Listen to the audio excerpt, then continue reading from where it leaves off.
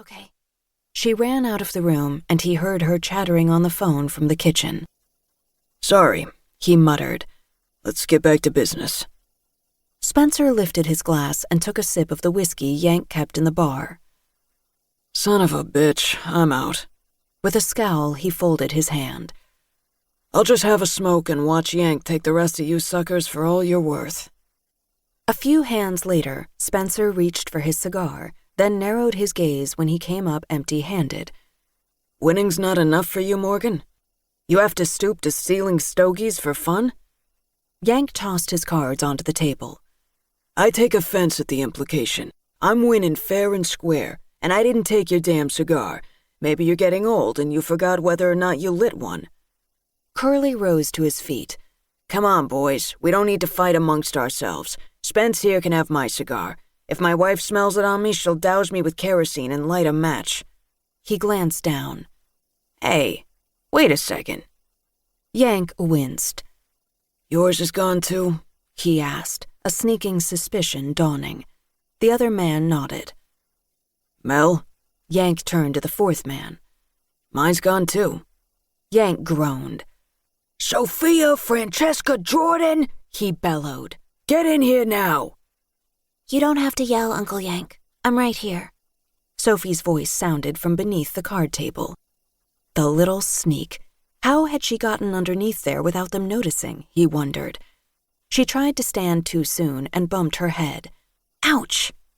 Finally, she stood in front of him, guilt written all over her little face. Her cheeks were pink and her blue eyes too wide and innocent. Give the boys back their cigars, Yank demanded. Her eyes filled with tears. But... Don't tell me you didn't take them. What else would you be doing sneaking around under there? She shook her head. I wasn't going to say that. What were you going to say? Spenser asked in a surprisingly kind voice, considering he'd nearly strung Yank up alive for stealing his cigar. Faced with the little culprit, his tone gentled as it always did around Sophie. He had a soft spot for the middle kid. Sophie clasped her hands behind her long flannel nightgown. The Surgeon General says smoking's bad for your health. It'll turn your lungs black and clog your arteries. Arteries, doofus, Annabelle said, walking in from the doorway. Sorry, Uncle Yank. I fell asleep and forgot to watch her. It won't happen again. She grabbed her sister's hand and pulled, trying to drag her from the room. Stop, Sophie whined. I'm right, and they all know it. It doesn't matter. They're guys, and guys smoke. The third musketeer chimed in, surprising them all by walking in from the kitchen. In her hand, Mickey held the ashtray with all the men's cigars. Hey, it took a long time for me to collect those without them noticing, Sophie said. But they weren't yours to take. Annabelle walked around the room, handing each man a used cigar. In all likelihood, nobody got the right smoke, and Yank cringed. I think it's time to call it a night. If Lola had come, none of this would have happened, Annabelle said. She'd have kept Sophie busy in the kitchen. If Lola had come, she'd be spraying Lysol around all our heads, Yank muttered. That's not nice, Uncle Yank.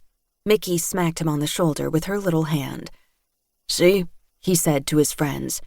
This is why I won't get married ever. I already got 3 little women telling me what to do. Curly shook his head.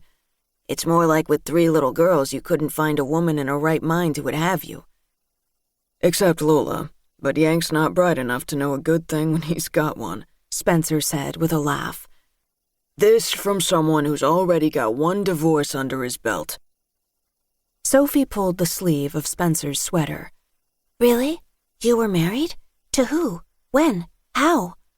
None of your business, little girl. He softened his words by patting her on the head. Like that'll satisfy her. Sophie needs to know all details about all things. What'd she look like? Why'd she leave? Or did you leave? Yank chuckled. At least she'd stopped harassing them about the cigars. Though given Sophie's inquisitive nature and need to control everything and everyone around her, he should probably lock up the Cubans. Heaven help the man who had to deal with her when she grew up. Chapter 1. According to a reliable source, top sports agent Spenser Atkins of the recently